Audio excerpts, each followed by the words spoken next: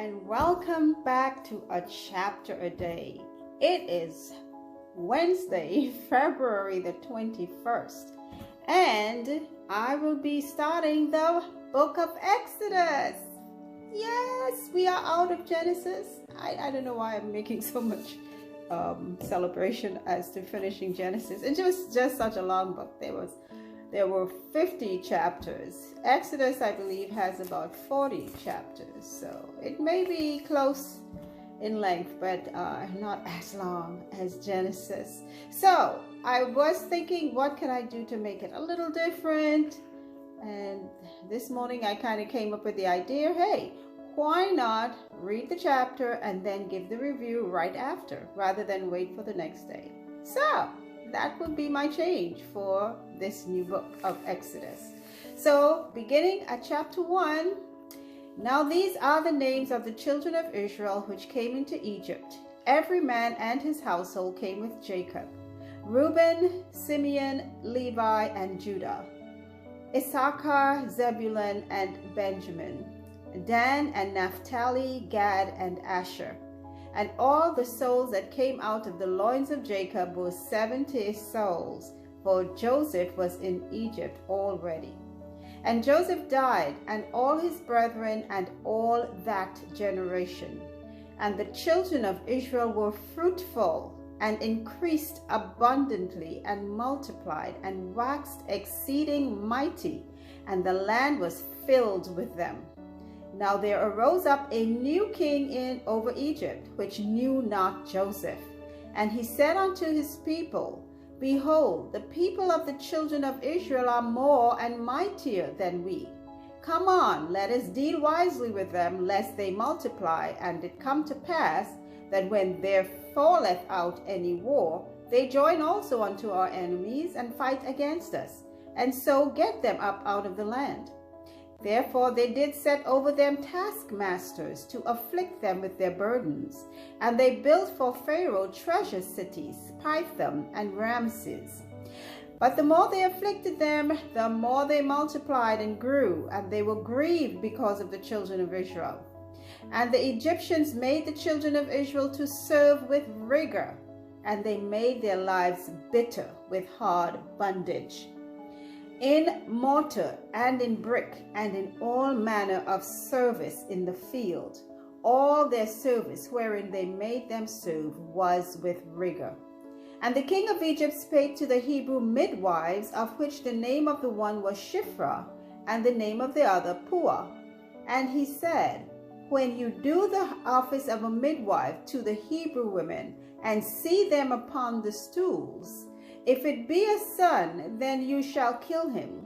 But if it be a daughter, then she shall live.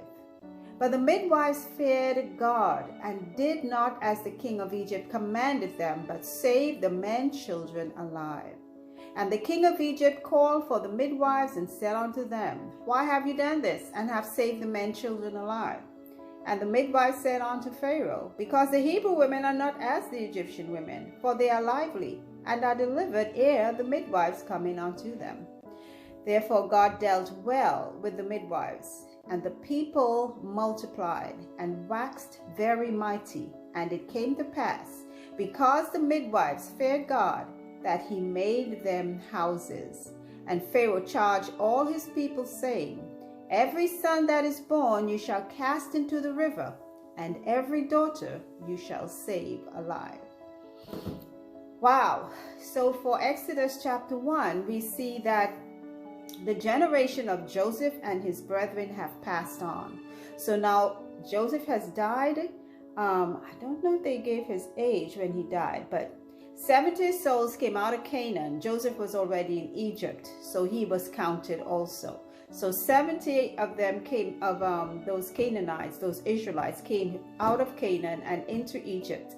And in the years that passed, they grew or increased or multiplied. And now there is a new king or a new Pharaoh, and he doesn't have any clue about Joseph, or pretends he doesn't. But he is seeing how the Israelites are multiplying in number. So he has commissioned the midwives who will deliver the children. If it's a boy, kill it. And if it's a girl, let it live. but the midwives feared God. That is very important. We need to put God above man every time, every single time. And the midwives said unto Pharaoh, when he charged them with not killing the males, they told him, hey, the Hebrew women are not like the Egyptian women. They are already delivered by the time we get there. So we just don't have any choice. And God was pleased with their not complying with Pharaoh's horrible command. So he blessed them, gave them houses, and then Pharaoh started charging all of his people that every son that is born was to be cast into the river. And I'm wondering if that included Egyptians too, or if that was just for the Israelites.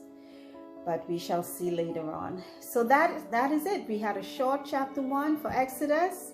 And until our next reading, I thank those of you again who have joined recently, are listening, are hearing something that you can ponder, are being inspired.